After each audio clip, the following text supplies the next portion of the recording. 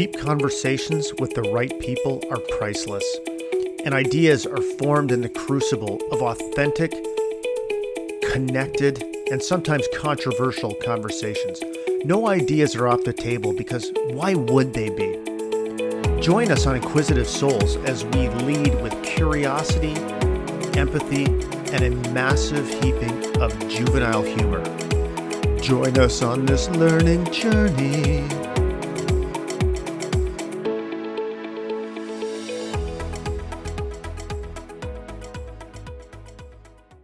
All right, we got a treat for you today. That's something a little different here on the Inquisitive Souls, or maybe in the Inquisitive Souls universe. But we're going to do a financial series where my good buddy and business partner, and basically the smartest motherfucking financial guy I've ever met, has had some amazing conversations with people. And since Jeff doesn't have a podcast of his own, wait for it. You may hear something between the two of us coming up soon. However, it's really important that we get these episodes out because the conversations are great. And like I said, Jeff has so much value to add. And it really in helping people redefine the relationship with money. It's not just the tactics, it's the mindset, I think, which differentiates Jeff and I think is missing from so much of the conversation. So this first episode is me and Jeff having a great conversation. You know, money's never been something that I've been particularly, I would say, astute about. We didn't really grow up in a household where we talked about it. And there's kind of well, let's just leave it at that. But regardless, I've learned a lot over the years, and I think we bring it up in this conversation, but there's been a few things that Jeff has said to me, just some of those, words of wisdom that you hear at the right place in the right time that were game-changing for me and my relationship with my wife and my relationship with money. So hope you enjoy this show and look forward to more to come. Thanks, Jeff, and I love working with you, motherfucker. All right, Jason Mackenzie, so excited to have you here. Thanks for joining me on this first episode. Technically, it's episode number 2 because we already recorded this once, but the sound quality was terrible. So I thought it would make sense to get you back on so you could actually sound as good as you do in person or close to it. So thanks for joining me today. I'm excited to go through a series of questions and just have our conversation flow. All right, I'm excited to be here. Hopefully I'll do a better job than I did the first time. Yeah, I'm not counting on it. All right. So what I thought I'd do, we explored some really cool stuff last time. And just tell us a little bit about your story, the backstory for you, what your journey has been as it relates to your kind of your adult life and some of the challenges you faced and where you're at today and what excites you about where you're at today. Yeah, sure. I'd be happy to. So, I'll give you the condensed version so we can take the conversation in some different places. But essentially what happened was, I was living a very traditional life. I was, in my 30s, I'd say, or late 20s, early 30s, sort of climbing the corporate ladder. I had all the material trappings that I thought I was supposed to have, like a nice house and nice cars and a pool, all that kind of stuff. And to me, that was a validation that what I was doing was working, right? And I when I looked towards the future, the way I thought about it was, I'm exactly where I need to be, and that what the future will hold, if I keep doing the right things, is I will have more of all of the things, have the same things that I have now, just bigger and more of them. So even nicer cars, and a bigger house, and a cooler pool, and better vacations. And that was really just a matter of me putting in the time and effort at work to, earn the income that would provide me the opportunity to have those things. So I think that's a pretty common way of looking at things. So, and my personality type, I guess, was sort of, I guess, what's the best way to put this? I guess the way I was behaving was telling me that I was doing the right thing. So in other words, I was an alpha male and I was very conflict seeking and aggressive and judgmental of other people and all of those kind of things. I didn't believe that strong people felt emotions and all that kind of stuff. So, but in my way of looking at the world, that seemed to be producing the results I want. So I never really spent any time questioning it. It's just I was doing the right things. And then my wife got sick. She was diagnosed with bipolar disorder, and our entire life pretty much imploded. And we went from being financially, so I'll just tell you quickly, actually, bipolar is a mental illness characterized by mania, which is very, very reckless, irrational, grandiose, destructive, risky behavior. And then it's on the other side of it, it's, basically soul-crushing depression. And our entire life went off the rails. Our financial future that we were building, just as we expected to, we went from that to basically being, some weeks away from bankruptcy a number of times. And over the next 6 years, her life just, it was destroyed. And ultimately in 2010, she took her own life. She just couldn't take the pain anymore. And I think she wanted to set us free from the chaos and all the tragedy and misery. So it was a tragic loss, and it affects me till this day in ways that I'm only realizing, at this point in time. It's been 7 years, and I think it's an experience I'll learn lessons from the rest of my life. And for me, I coped with all that in the only way I knew how. I didn't talk about it. I didn't acknowledge the feelings that I was feeling. Because I thought they were weakness. Anxiety and stress and sadness and fear and panic. All of those things, I wouldn't allow myself to feel them because, honestly, I was the only person in my mind. I was the only person that was keeping things together, and I had to raise my daughters, and I had to keep my wife alive and try to keep myself sane in the process. So I started drinking very heavily, and that continued for 10 years, and for 4 years after her death, actually. And so all of that is led up to me. I don't know if you call it post-traumatic growth or what, but I stopped drinking, and I've really changed the way I look at the world. I've allowed myself to grieve Cindy's death, which was a hugely cathartic experience for me, and it happened 5 years after she passed. And I've just been, I've been sharing my story about what I went through, about what it looked like to be in that situation and what I felt and the huge mistakes that I made and all of those things. And so, it's really resonated with people. And so I've done all kinds of things, since that time, where I've done speaking, I've written a book, I've started a community for people dealing with mental health issues. We're starting a podcast as well, and all kinds of different things. But ultimately, I think what the main message is that what I always perceived to be, my greatest weaknesses or the darkest periods in my life, whether it was Cindy's mental illness and suicide, or whether it was my, huge problem with alcohol, those things that I perceived to be weaknesses or tragedies, they've turned out to be the source of my greatest contribution to the world. And that's been a really eye-opening experience. Yeah. And I think it's important for people to know that, we've known each other for, probably 14, 15 years now. Yep. And so I've had the opportunity to kind of see your transformations happen in real time, given that we live pretty much 10 minutes apart. And talk a little bit about when you stopped drinking. And this is an interesting one for a lot of people, because I don't think you necessarily consider yourself an alcoholic. I think you consider that you hid your problems in alcohol, and you had a realization which is different than what most people end up going through to quit drinking alcohol, and the journey that took you through and the realizations you had for the next 4 to 5 months after. Just talk a little bit about that, because I think it's really important for people to realize that you can have issues and struggles in your life, and it doesn't have to be diagnosed as some specific problem, and then how you overcome those really can bring light to a lot of different things in your life. I think it's important if you just share that. Yeah, that's okay, for sure. So, I think that so just to set that up a little bit, I think we all live with certain fears that we create about what life will look like if we change the course that we're on, right? And it doesn't really matter what it is. The fear of the unknown is real fear. And so for me, as I was drinking, I knew what I was doing at some level was wrong, but I could not stop. I couldn't stop, and I've really, come to understand how badly I was hurting at that time, and And, it's funny, we talk about in our community, we talk about no choice choices.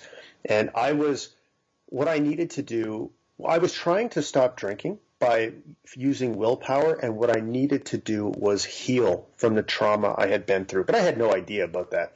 And that's why spreading the message that I'm spreading now is so important. So ultimately, like what happened on the last day I drank was I was going to make the day very, very, it was a daddy-daughter day for me and my 9-year-old daughter at the time, who's now 12 and a half.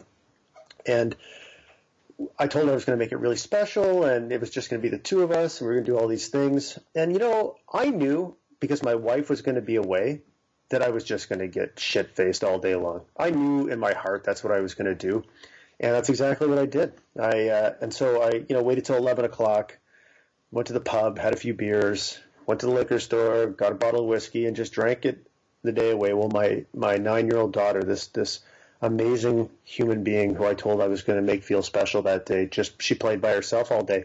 And at the end of the day, she came up and looked me in the face and told me she was disappointed in me. And that was the lowest point in my life, actually. Everything that happened to me, Cindy's death, that was the lowest point. And so I stopped. And, it's funny, I just talked about this yesterday. I've always told this story that, her saying that allowed me to confront myself and blah, blah, blah. And maybe part of that's true, but I'll be totally honest with you. I have no idea why I was able to stop in that moment. I don't know. I just don't know. Mm-hmm. And regardless, what ended up happening was nothing like what I thought was going to happen. So I had created all these fears about, oh my God, if I stop drinking, I'm not going to be able to socialize, because I didn't know how to socialize sober. My friends aren't going to like me. If I admit that I have a problem with drinking, that means I'm going to be exposed as a liar because I've said it's not a problem a million times over the past years, and all of these things. So all of these fears were one of the things that prevented me from stopping drinking. So as I moved into sobriety, I realized none of these fears came true.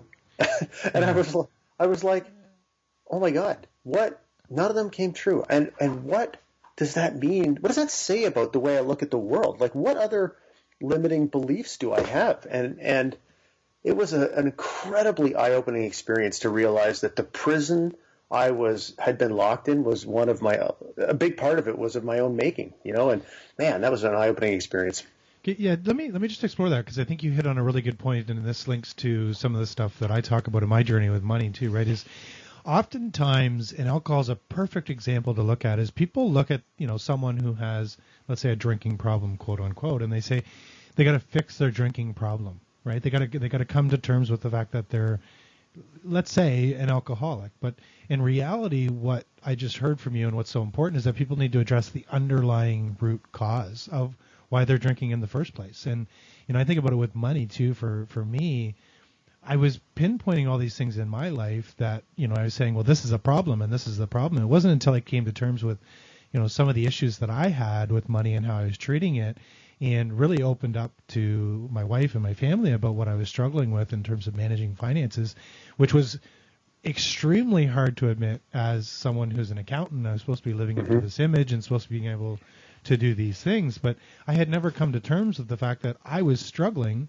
to manage something that I was supposed to be ultimately good at. And when I finally admitted that, just like you said, there were so many limiting beliefs that I had that I was able to overcome. That was the first thing that I needed to do, and I think so many people do, is just to admit where they have struggles or where they have problems and be open about talking about it, because when you talk about it, then you can start to, realize, like you said, that maybe all these fears that you had in your head about how people are going to perceive you or look at you or think about you were just created because of the things that you'd gone through in your past life. So I think it's really important, when you're looking at things that you're struggling with in your life, and, whether it's money, whether it's not dealing with, in your case, which was tragic, the death of your wife, I think it's really important that you just admit it and be honest about what you're struggling with, because then you can get the help you need. Yeah, I totally agree with that. And I think, too, it's important to tell people that, a lot of times there's a lot of layers of the onion that need to be peeled back. So yeah, I don't want people to think that, you admit something for the first time and bam, you're healed, Right. or you're on a completely different path. It's a journey, right? But the first step is realizing that, like, for example, for me, it would have been, I hate what I'm doing, and I don't know why I'm doing this. And I think it would have taken me a lot of talking about it to realize that the primary reason I was doing it was because I was, I had not healed from the trauma of that experience that I had gone through. But I just couldn't do that. I was just so, and I think this is a really important lesson, whether it's with anything you're struggling with, is that we try so hard to project the image that we believe that we are supposed to project, whether it's society or people in our family or whatever. It doesn't matter. Or we believe in ourselves, that when we're so busy trying to protect that image and, control what we are showing outward, we don't have time to turn the mirror inward and look at ourselves. And that's where the healing, and that's where the growth, and that's where ultimately the ability to make an incredible contribution lies. It's inside of us. Yeah. And the key, what you said earlier, right, is that just because you admit that you have this problem or something you're struggling with doesn't mean it's automatically fixed. It doesn't mean that, you're never going to struggle with it again. It doesn't mean that it just goes away. I think of the stuff, related to me for finances and, communicating with my wife and my spouse and putting the processes and practices in place. We struggle and we go through these cycles over and over again, right? I mean, so for me to project this image that everything's okay and we're perfectly managing fine and, life is all sunshine is just, it's BS, right? Because we still go through those struggles. We sat down this month again and said, we've lost track. We've kind of gone back to some of our old ways, and what do we need to do to get back under control? And we had to go back to the exact things we talked about 3 years ago. It's amazing Absolutely. to me that we're sitting here 3 years after the fact going, we got to do the same things we talked about 3 years ago, because it's so easy to tend the other way because you're feeling different things as life encounters, as life comes across your path. So tell me about, or tell the viewers, I guess, because I know this well.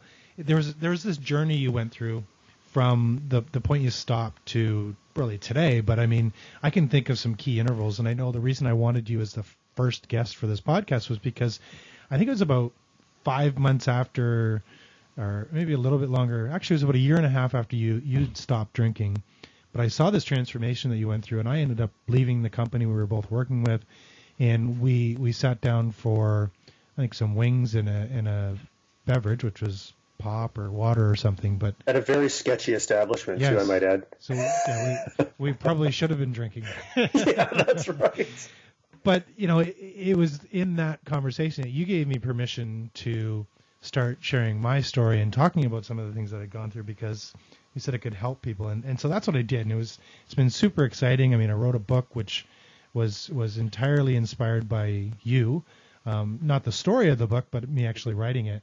And I think of the different times that we went through, and, since that point for me, how exciting it was at different intervals to just start realizing how you can reach and impact people. And, we sat and talked about, people viewing your blog posts and different things like that.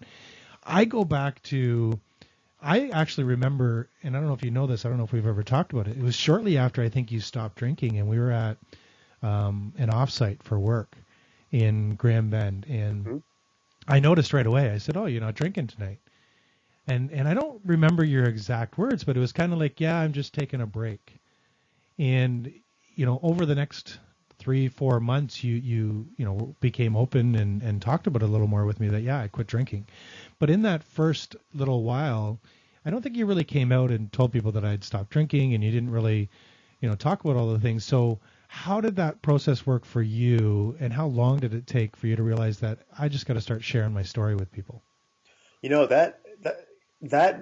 That particular offsite we were at, I had so much anxiety about that, about saying that, because in the culture that we worked in, those offsite. I mean, it's certainly not just the culture we work in. I'm sure it's many corporate cultures, but when you go to an offsite, it's just a gigantic bender, right? Yeah.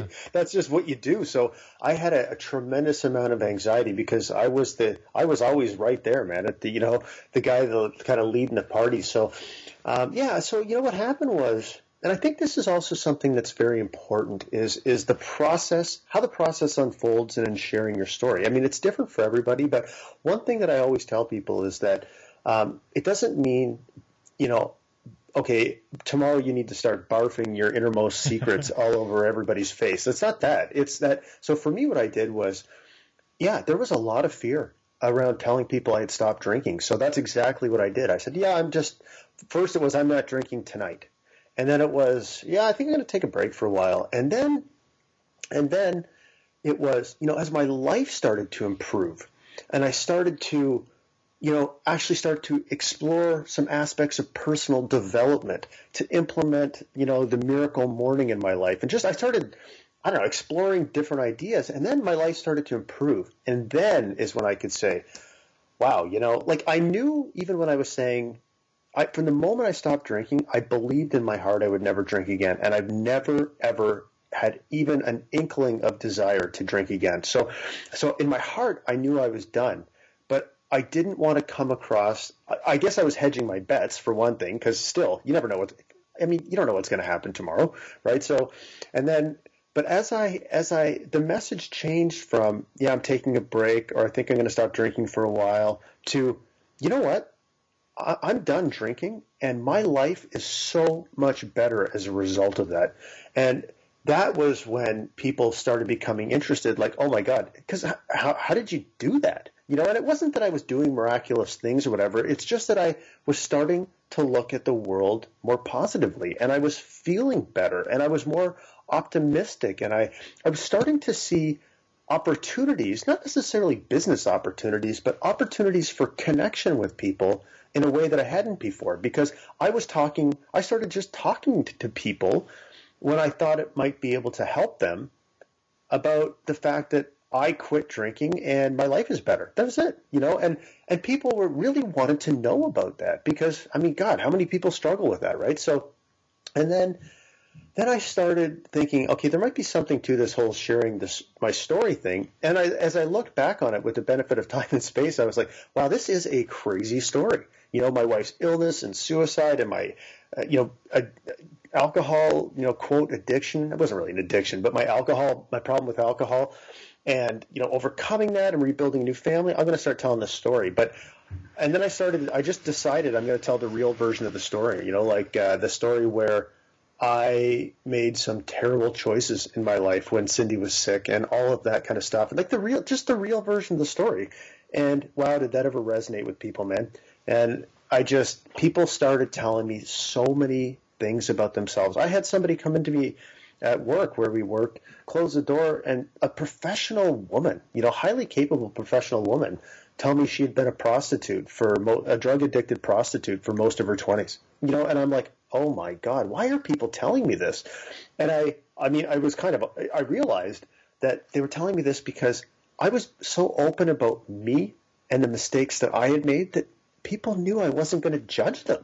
Right. And that's what it's really all about is being the kind of person that can create a safe place for real, authentic human connection to happen, and so it's just such an important thing to tell people that, the real authentic version of yourself, warts and all, is actually the one that has the ability to make the deepest connections and the most enduring legacy. Why doesn't anybody ever tell you that, I wonder? Yeah, and I think I go back to, what you talked about earlier. You're just not going to start barfing your story out there to everybody. But one of the things that I've learned through this process is that sharing your story actually allows you to connect to people on a human level like I've never really appreciated before. And I think when we talk about being open and honest and start admitting some of the things you're struggling with, what we're saying is do it with the people that you love. Yeah. Right? Start there, because then you're going to create that connection that maybe has been missing that's going to allow you to overcome some of the things that you're struggling with in your life. In my case, it was money and spending and managing finances. In your case, it was alcohol. Whatever the situation is, start that connection in your own house first. start being real with the people around you so that you can actually connect to them. And then what happens through that, people start talking, to you and opening up, and you actually start listening because they're sharing something authentic in return. And that's the beautiful part of this, right? I realized it several years earlier than that in leadership, and being a terrible leader for many years and being humbled with some really tough experiences and going through that and realizing that I just needed to be real with people and honest with people and admit where I was struggling and just start connecting to them. And when I started doing that, I started creating real relationships and started caring so much about the people that I worked with that I only wanted to do things for the people instead of results or instead of money or instead of those other things. So I think it opens up connection to people, and because you created that connection and you're being authentic, you actually start listening to people when they start sharing their stories back to you. Yeah, because that's a great point, because they're talking about things that are actually important and matter to them. And one thing I've started saying recently is, because I think people get this idea that sharing your story is just that, really being open, and it's too much. It's too much for people to wrap their heads around sometimes, because there's a real belief that we are surrounded by people who want to do us harm, emotional harm. And so what I tell people now, it's what's really important is the willingness to share your story in the service of others. And that can be as simple as saying to somebody, when I give talks now, I challenge audience members to stand up and look around the room and say, my name is X, and I can see that you're struggling. I've struggled too. And if you ever want to talk to me, I want you to know that I will not judge you. That's all you need to do, man. Is to be able to let people know that you've also struggled with what does not matter. You don't have to have some magic words to say to them if they come and talk to you. And they may not ever come and talk to you, but they know that there is one person that will not judge them. And that is such an amazing gift that every single person has the ability to give to another human being, Yeah, it is. So let's jump ahead a little bit now, because you made a transition in your life, which I think most people look to, and I think some people envy, some people are, extremely happy for you, but a lot of people are saying, how the hell did he do that, right? How did he do it? And I want to talk about, because I know right before we started recording this episode, we were talking about controversy, right? Mm-hmm. And the life of service or helping people is what you're doing, right? Is you're actually realizing that you can be authentic with people and share your struggles and how you overcame them, and that can help other people. And now, as as more people become aware of you, as you become exposed, some people start to, I guess, judge you, right? I mean, They judge what you're doing and challenge that. And I think that's okay. I think people just don't understand, and controversy is not necessarily a bad thing. But you made a decision last year to leave your full-time job and go out on your own and live this life of service and trying to help people. And I know a lot of people are saying, how did you do that, right? I mean, how did you set yourself up financially to do that? How, what kinds of things did you have to do in your home? Because I think as parents, many fathers for sure, and in some cases women as well, that are looking to say, I'm going to become self-employed, I'm going to do this on my own. They worry about how they're going to provide for their family and how they're going to set things up so that, there's security in the house. Walk me through the steps that you took to get to that point, and then, how you set yourself up financially, what you're doing in your house to ensure that you guys are on the same page, how communication has changed as a result of it. Walk us through that whole process. Yeah. So, first of all, well, let me back up a little bit and say what happened with me that led me down this path was that I was doing things. I mean, the work environment that we both worked in was incredibly toxic. That was one part of it, right? Just unbelievably toxic. And so that was obviously a contributing factor to it. I mean, if I loved what I was doing, I would still be there, right? But aside from that, helping people, talking to people and helping them share their stories and all that felt so good that I finally had a sort of frame of reference or something to compare, like, oh my God, I actually hate this job. Because even though the environment was toxic, I didn't hate my job. Like, it was a fine job. And I had, I guess, some pretty decent emotional coping skills. Like I didn't, it certainly wasn't ruining my life or anything, but once I had something to compare it to, then I realized, oh my God, I actually do hate this job because this other stuff I'm doing feels so much better to me. And so what I was able to do was I really changed my behavior at work, and I became much more effective at work. And, because I was connecting with people and all of this kind of stuff, and, we were having deep, meaningful conversations outside the scope of work, which was breaking down barriers at work and all this stuff. So I was performing at a decent level, a high level at work, and so they didn't want me to go. So what actually happened was, but the general manager, our boss, knew I wasn't happy. I was quite vocal about how ridiculous and toxic this place was, and so he sat me down one time. He sat me down and said, "Look, I know you want to leave. So tell me what you want to do. Do you want to stay or do you want to leave?" And I said, "Well, I want to leave, man. But I got to find something else here." And he said, "Well, listen, I'll pay you your severance, which was like four months or so, and you can hit the road." So in a way, it was awesome because the way I was looking at the world and connecting with people allowed me to basically get fired on my own terms. Yeah. And which was pretty cool. That was certainly a nice transition period. So let me jump in there, right? So yeah. I'm just thinking what's going through someone else's mind right now, right? And someone's saying, I got a family to provide for, and 4 months doesn't sound like a long time. It doesn't sound like a long time to have a paycheck coming in. Walk through the process of that decision. Was it just like, yeah, I'm doing this, 4 months is all I need? How did you come to that conclusion so quickly? Because I'm just sitting back going, if it was 4 months, I'd be going, wow, that doesn't give me a lot of time to figure this whole thing out, how I'm going to make a living, not trading my time for money. And if I can't figure it out, I got to go find another job. How much time do I have to do that? Right. So I would say that confidence was driven by a very high level of naivete. Let's say. So no, I'm being totally honest. In my head, I thought, oh my God, 4 months? Jesus, I'll be rolling in the dough in 4 months, right? I actually believe that because because I was, I was writing, I had written a book and just all this stuff. I was doing things that were giving me the indication that what I was doing was the right things, right? So that was part of it. The other part of it, I think, was I guess fundamentally, how do you look at the present versus the future? So I think what a lot of people do is they plan relentlessly for the future without living now, right? So in other words, I'll give you an example. Someone we used to work with, actually, Bill Berger, he just died the other day. And this guy. He did? I didn't know that. Wow. Yeah, like 2 days ago. So this is a perfect example, though, of a guy who worked his whole life. He was in his 60s. He died of lung cancer, and he died 2 years after he retired, right?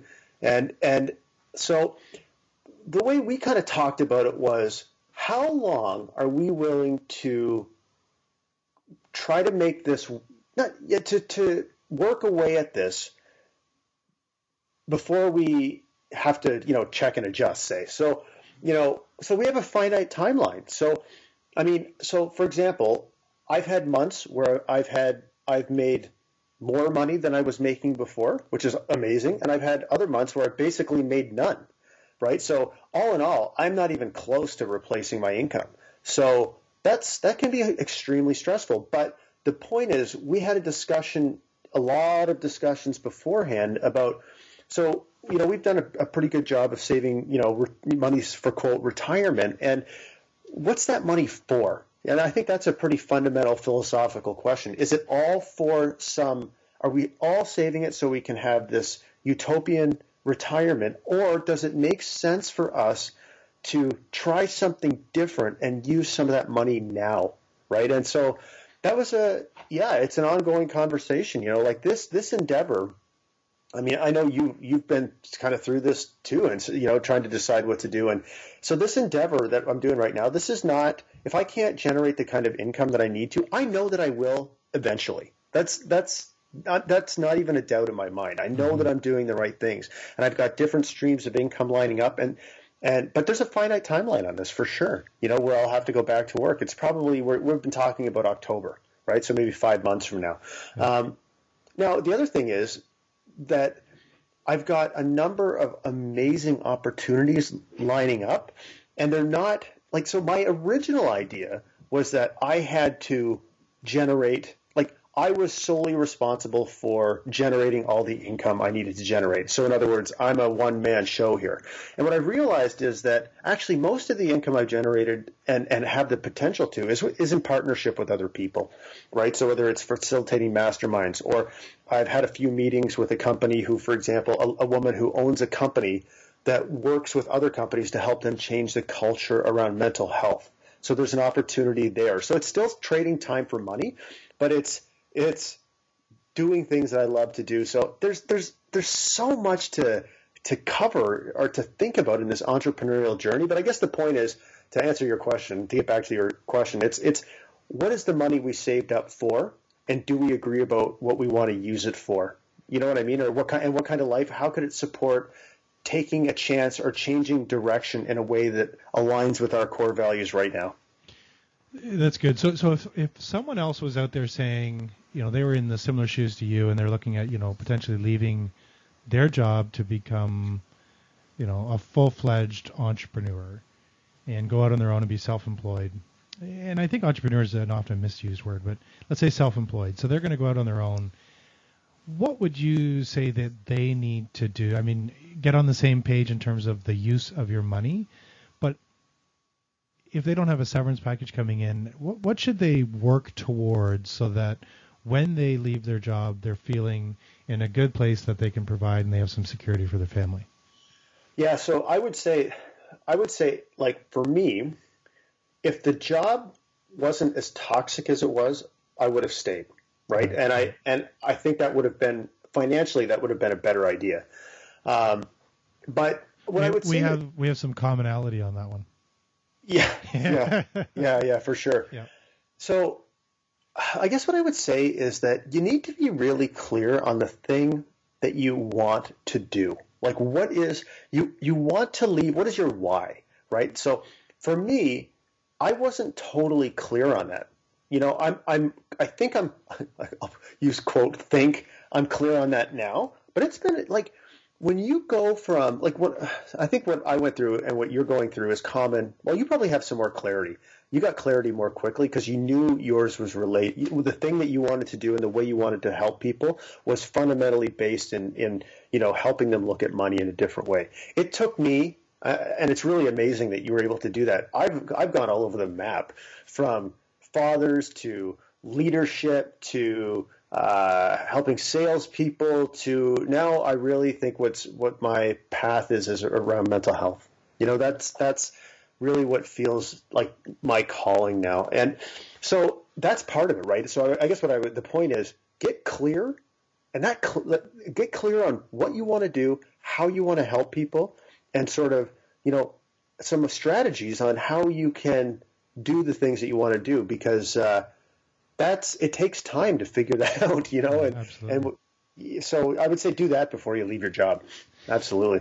Yeah, and here's an interesting point to me. This comes back to something you said earlier in terms of the work environment we were both in, and I left obviously before you, but I think of that culture, and what drew me to that culture in the first place was that it was entrepreneurial, right? Mm-hmm. So that the president who both of us knew very well, which was Horst Prelog at that time, was an amazing leader who really fostered entrepreneurship based on the principles that I think were in that company from years before. And when he left, that entrepreneurial nature left with him, right? It was like the last string that was holding on to entrepreneurship in that organization left when he left, because obviously the president founder had retired. And I realized over the past 5 years or so that for me, I mean, I'm entrepreneurial, but I'm not necessarily an entrepreneur. Right. And so that really helped give me clarity in the last year or so in terms of, I've got a full-time gig. I'm content in my full-time gig. I feel like I can help people. I can add value. And is it entrepreneurial? No. So I have this other passion project that I call it that is helping people with money. And, I'm helping people in a couple different ways. One is obviously through the conversations that we have, the book that I wrote. Financially, that's doing nothing for me, which I'm okay with, right? I mean, the book, most of the proceeds are going to the Front Row Foundation, which is something I'm passionate about as well.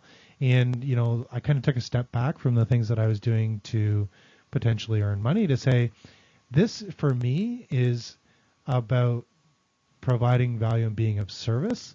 I don't need, even though people were telling me that I needed to monetize on it, I don't need to right now. If in the future there's a way that I can do that and it makes sense to me and it fits with my values, of course I'm open to that. But right now, by taking that step back, I was getting out of balance and I wasn't appreciating, to your point, what I had in my life today. And I was trying to push forward on all cylinders and all aspects. But the one area I was missing was that I wasn't living my life. I'd fallen into this trap, and I mean, I got sick, which helped me wake up really quickly. But I realized that, I needed to be grateful for the things that I have, and I needed to treasure the time that I have with people. And that especially includes my family, right? So I've been able to step back and say, for me, even though I thought, because people were telling me that I, eventually needed to leave my job, you know what? Just because someone's telling you that doesn't mean that's the route you have to take. And if you're an entrepreneur and that's what you want to do, then yeah, by all means, set yourself up, get yourself prepared, have those conversations, get some money set aside so that you can, leave your job and reduce that anxiety. And I think that's beautiful about what you said with retirement, because I've talked to a few people that have said that, right? There's this notion that retirement money is for retirement, and people associate that with an age or an after work type clause. But what is retirement, right? It's when you're living off of passive income, or when you're, living off the money that you've saved up and you're doing whatever you want to do. And so to me, if in your case, you're using some of your retirement to fund what you want to do and how you want to live your life to the fullest today and each and every day and serve people, I think that's beautiful. And I don't think anybody should be in a position to judge. And that's, so go ahead.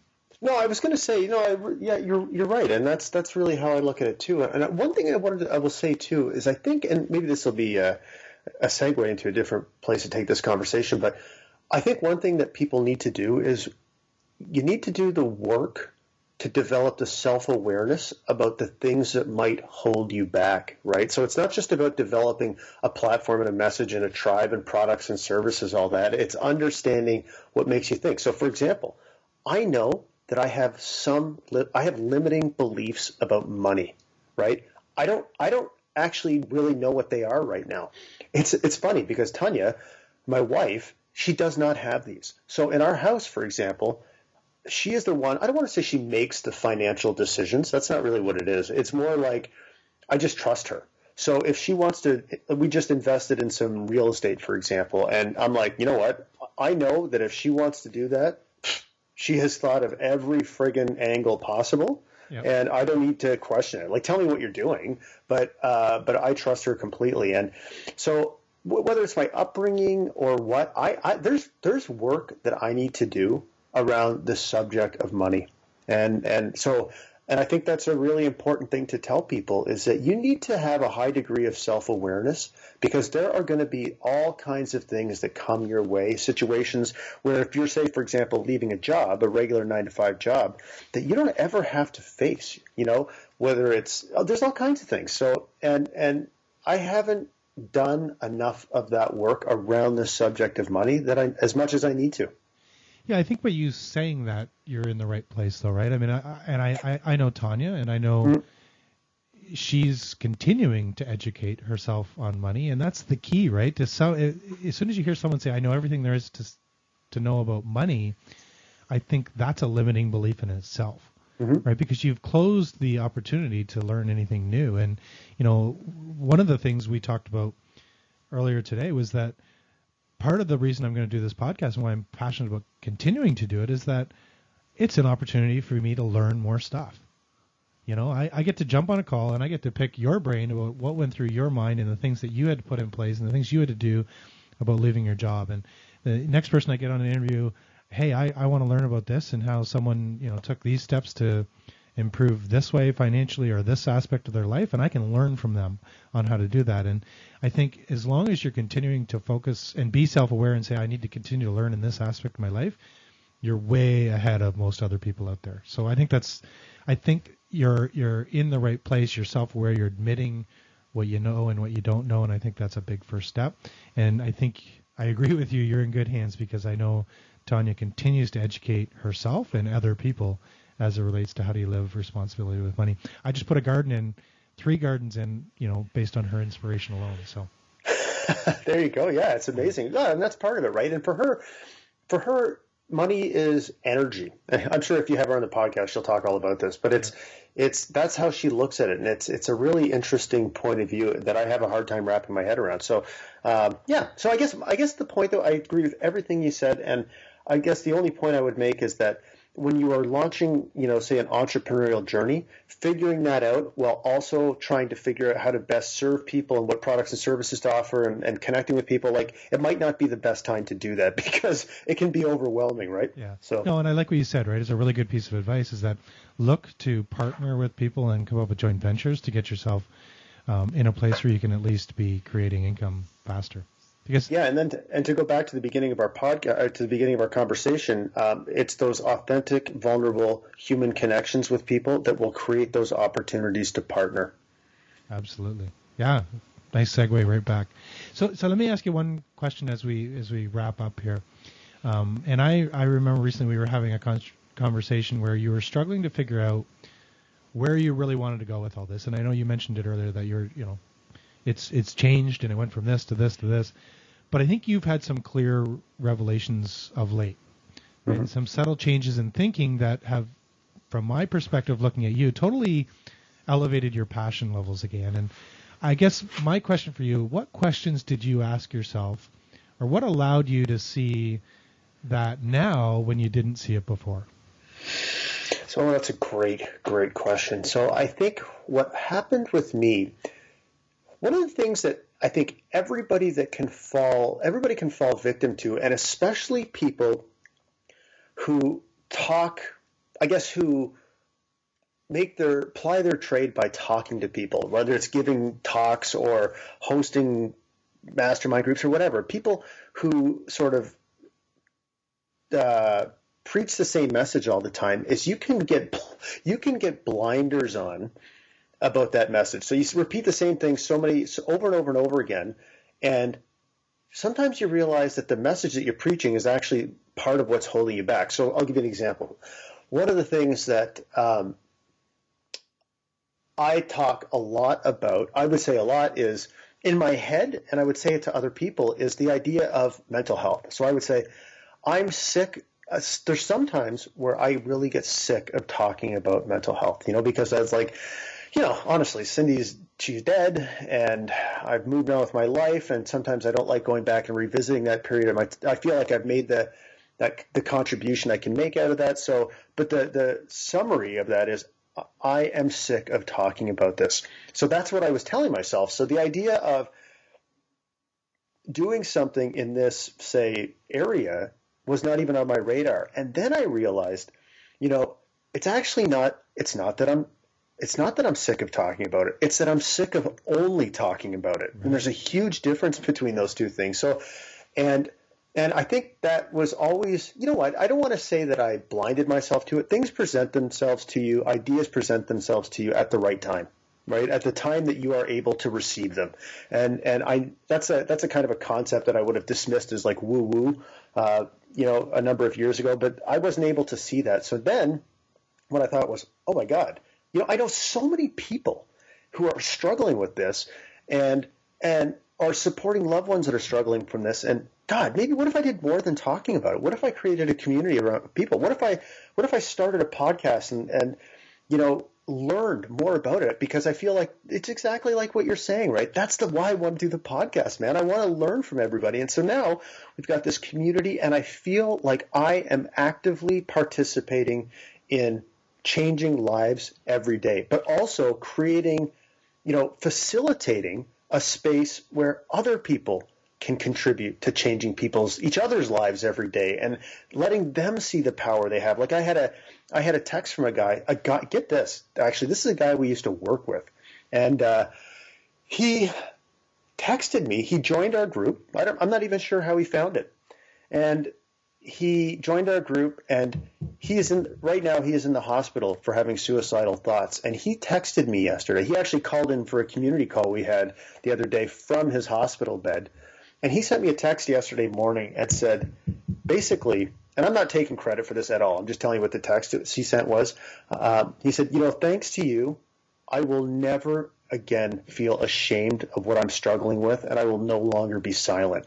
And I mean, come on, man. When you have interactions like that with people, that's when I know I'm on the right track, So, so I think that's what I feel. That's what I feel passionate about. And there's so many opportunities to help people see that they're, hurt and not broken, and help people not just lose the stigma of mental illness, but to actually be able to explore some ideas around maybe you're not actually mentally ill at all.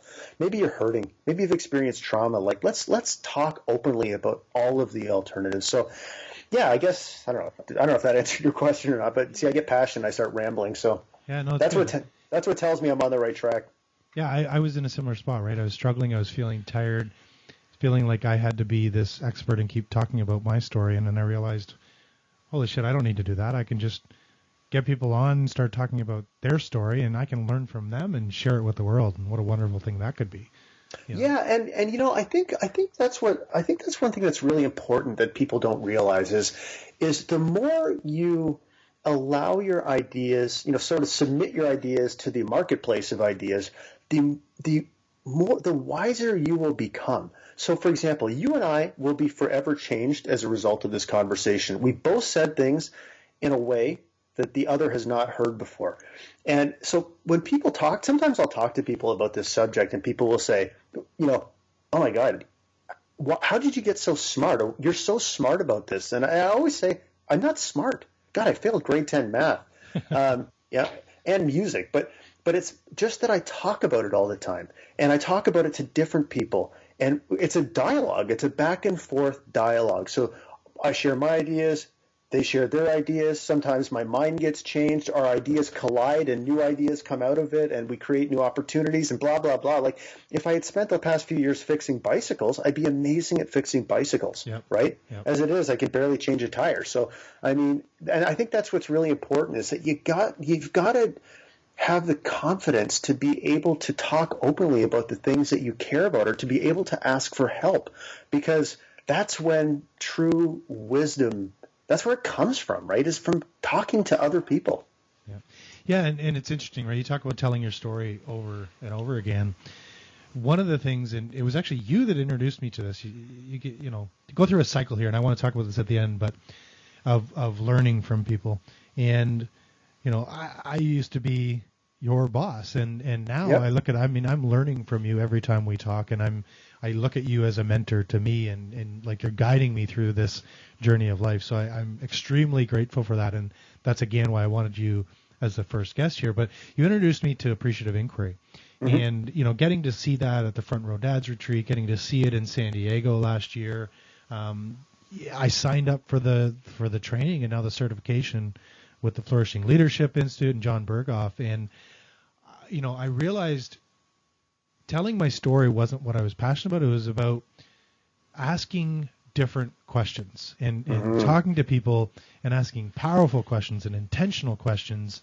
And that made me start to feel alive. And in my interactions at work and in my interactions with, just reaching out to different people and getting to know different people, asking different questions has made me feel alive, and I was talking to our friend Andrew Smallwood in Cleveland earlier this year, and he said, what are you passionate about? What are you working on? And I said, what? I said, what I'm most passionate about, what makes me feel alive is using appreciative inquiry in my life and looking at life with an appreciative eye. And for that, I'm grateful, and I owe pretty much this entire journey to you. So I want to take the opportunity on this call to thank you for that. I'm forever grateful, and I appreciate these types of conversations we have. I think of the time we came back from Philly and we drove, right? It's a 10-hour drive, and it took us 11 hours because we were too busy talking the whole way, and we ended up getting lost. So It's just amazing where this friendship has come, and I feel like I'm learning from you, and I feel like we're learning from each other, and I think Totally. that's beautiful. So Yeah, totally. And I just want to say on that trip to Philadelphia, like I don't believe anything, like everything happens for a reason. And so we actually missed, like, of all the turnoffs you could have missed on that entire, like, not 1,000-kilometer journey, we missed the worst one. Yeah. Like the one where there was no recovering from. But that happened for a reason, right? Because it gave us another hour to talk to each other. yeah, I could have drove for 24 hours. And Yeah, still absolutely. kept talking. So I appreciate the conversation today, Jason. I guess I want to ask you, and I think I asked you the first time we recorded, right? If you were to, think about 20 years from today and you were listening to your girls talk, and they were talking about the money messages they received from you growing up, what would you want to hear them say? I think what I would want to hear them say is that money and passion and contribution and service and peace, they all work together. They all support one another. Beautiful. Awesome. If people want to get a hold of you, I know you just started a podcast. It's going to be probably coming out soon. How do they get in touch with you? Yeah, so the best way to get a hold of me is at my website, mentalhealthwarriors.com. And people can email me at jason@mentalhealthwarriors.com. Awesome. Well, thank you very much. I will probably take you guys up on the offer to have Tanya on the show as well. We'll probably only have to record once, though, just so you know. All right. Thanks so much, Jason. Loved our conversation as always, and I look forward to the next one. All right, man. Take care. Take care. Okay, everybody. Thanks very much for listening to that first interview with Jason Mackenzie. It was an awesome interview, and all of our conversations seem to be along those same lines lately. So, truly honored to call him a friend and have him on the show. I hope you've taken some benefit from the stories he shared today. If you haven't got a copy yet of the Your Income, Your Life book, you can do so on Amazon. Please share with your friends if you enjoyed this podcast. Rate and review it on iTunes so it shows up in more people's feeds. Please, I really ask you to do that. That's how this podcast is going to continue to grow. And it's going to allow us to continue to share in our experiences and grow from the community. If you haven't yet, please join the Your Income, Your Life Facebook community. It's a private community where we continue these conversations on an ongoing basis. And if you would do me the great honor of leaving a review on iTunes for this, I would appreciate that as well. Thanks, everybody. Look forward to the new episodes coming out shortly, and have an awesome, epic day. And how about that? And so if you want to find out more about Jeff, you can certainly go to yourincomeyourlife.com, and I'll include all the links to Jeff's community and book and website in the show notes of this podcast. But I want to thank Jeff for the conversation. I want to thank him for being a friend, and I want to thank him for being a great business partner and fellow traveler on a voyage of intellectual discovery. Thanks, brother. Look forward to talking soon, and see you next time, guys.